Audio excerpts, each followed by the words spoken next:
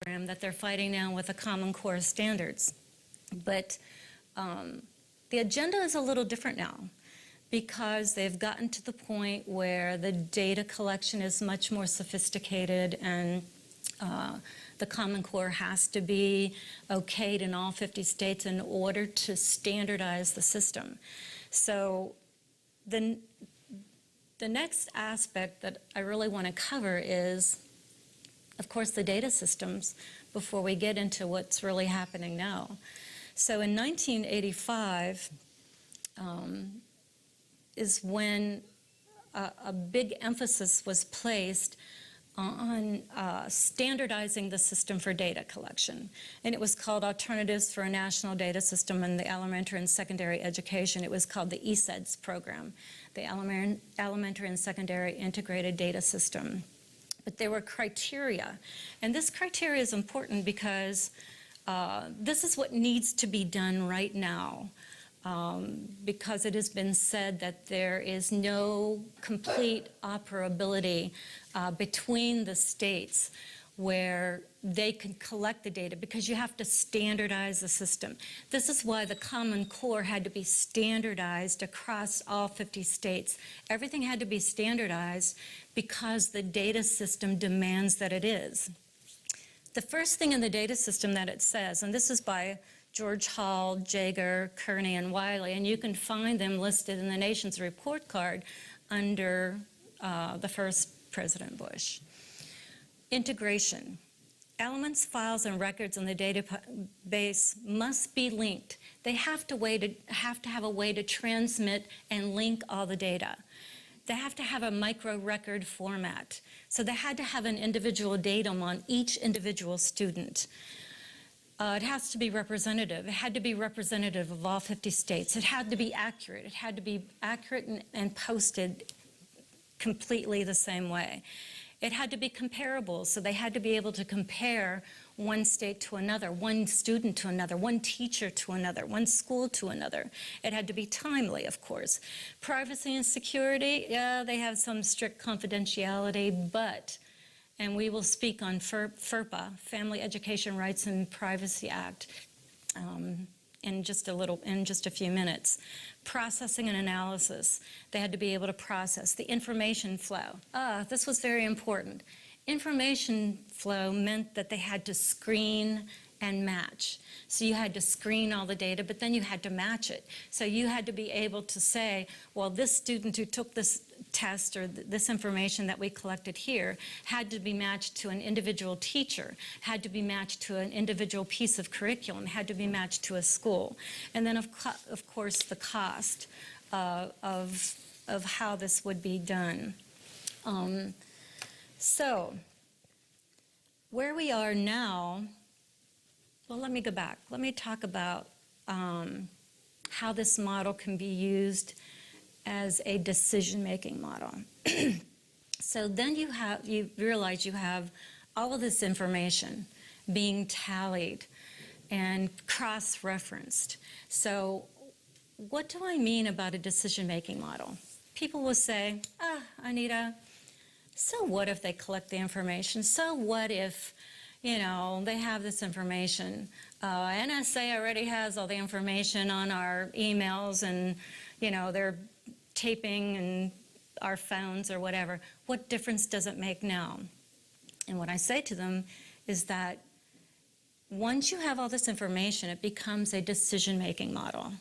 And what I mean by that is then decisions can be made on the future of your children that are not in your control. And I'll just go back and give you a little tiny story, and I don't want to worry someone as drastic as this story is, but I want you to realize that this is what a decision-making model is. And I refer to a book that was written by Edwin Black called IBM and the Holocaust.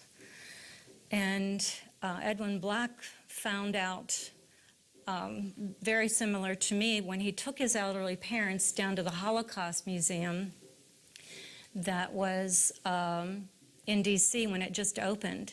And when he took them through, in one big showcase, they had this IBM sorting machine in the Holocaust Museum.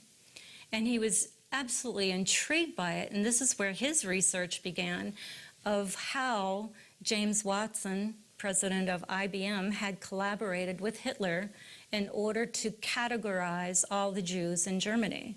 And the whole idea was collecting of data, collecting of information. And when you see that the Jews have who were in the Holocaust, who have the numbers that were tattooed on their arms, this was the number that they were given while they were in either the ghetto or when they were, in one of the prisoner of war camps. And this was given to them because IBM had given them a number to follow them. But this is how they selected who would be going to the gas chamber, who would be sent to work, who would live, who would die. This is what I mean by a decision-making model. When we have all of this information, who will get to go to college? Who will get to go to a certain job, a career? You have the basis for making a decision once you have all of this information. Where are we now in the process of the data collection? It's called the Student Longitudinal Data System, which was brought about through not only No Child Left Behind, but it went on to the Recovery Act, which billions of dollars had gone into education. $400 billion went into education at the time. Then you had the America Competes Act, and then you had, of course, Race to the Top. Millions, billions of dollars were used to make that data system of what I had just told you about, comparable micro records, everything had to be done. But what was interesting about the new data system in the Student Longitudinal Data System, the SDLS, something like that, this system was birth through career, womb to tomb. There was no doubt. Pennsylvania, of course, was the first to signify, yes, they were the first to complete the pre-K, prenatal, all the way through career and to death. So Pennsylvania, again, was the first to implement completely this data system.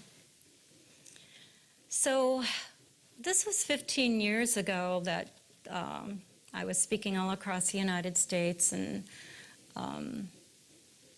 pretty much involved in the outcome-based education. And I took a vacation, wasn't much involved for about 12 or 15 years. And, but I followed along, and I was always given different updates from Charlotte and Cindy. And so what happened at that period of time, I found out that the Family Education Rights and Policy had changed the FERPA laws, the Family Education Rights and Privacy Act of 1974.